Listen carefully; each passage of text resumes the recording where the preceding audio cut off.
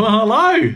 Well, I need to explain the title. So I'm here, Aneta's out shopping, in the kitchen here in our apartment in Istanbul in Turkey, because we made a grave calculation error with the Schengen visa. Now, I don't know if you're familiar with the Schengen visa, but basically you're allowed to stay in the Schengen area of Europe, and I'll put a map up on the screen and show you where that is, for 90 days out of every 180 days.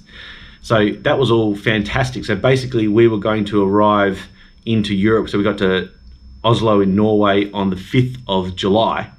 And our initial plan was to leave on the 1st of October before we head to Mexico. And that all worked well, and that was 88 days, and that was all fantastic. So we booked and planned and paid for that flights and that time about 6 months ago. Things changed a little bit with us, and we had a little bit of a modification to the plan. And basically Aneta's grandmother lives in Poland, which is where we're going to go very soon, and her mum's going to be in Poland at the same time. So we thought that'd be fantastic. We'll just shoot up to Poland, see Aneta's mum and grandma, and then come back and continue the holiday on, which put a bit of a gap of days in the middle of it, which was 16 days essentially. So we thought, well, we'll just fly out on the 17th of October. So we changed our flights to Cuba from the 1st to the 17th, and no problem at all. Then we had a stark reality about a month and a half ago, when we realized that we're overstaying our Schengen visa.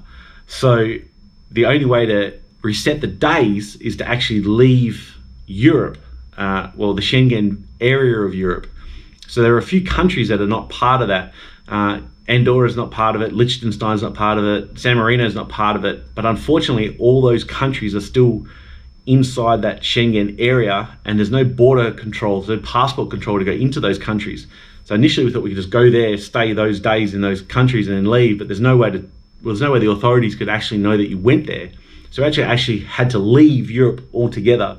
So found a pretty cheap flight here to Istanbul, and we're staying here for a few days, and then we're going to catch the bus to Bulgaria, to Sofia in Bulgaria, which we're staying for a few more days. So we're basically going to leave the Schengen area for 16 days, which resets the days that we're going up into Poland and Czechia and Slovakia and Austria and things like that. So just be mindful of the fact that every day out gets one more day in, if that makes sense. I'll put a link in the description below to the calculator that I found online.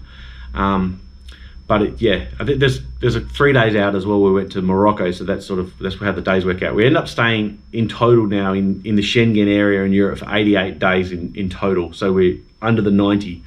So essentially, theoretically, every day you stay in, you can stay out. So you can stay in for 30 days and out for 30 days for eternity. It will just keep resetting itself. But if you stay in for more than 90 days, you can't come back, and I think you get out for 3 years, and we definitely don't want that. So just be mindful when you're calculating. Like I said, the calculator I'll put into the link in the description. It just tells you put your entry dates and your exit dates, and you can put a map of the Schengen area, and you can work out where you're going, where you're staying. But yeah, just be mindful of the fact that you're only allowed to stay for 90 days every 180 days, and don't be like us and get caught. So I know it's only a short video, but I hope you enjoyed it, and I hope it's somewhat informative. But enjoy the rest of the videos. There's going to be some pretty cool stuff coming up. So we'll see you next time. Bye.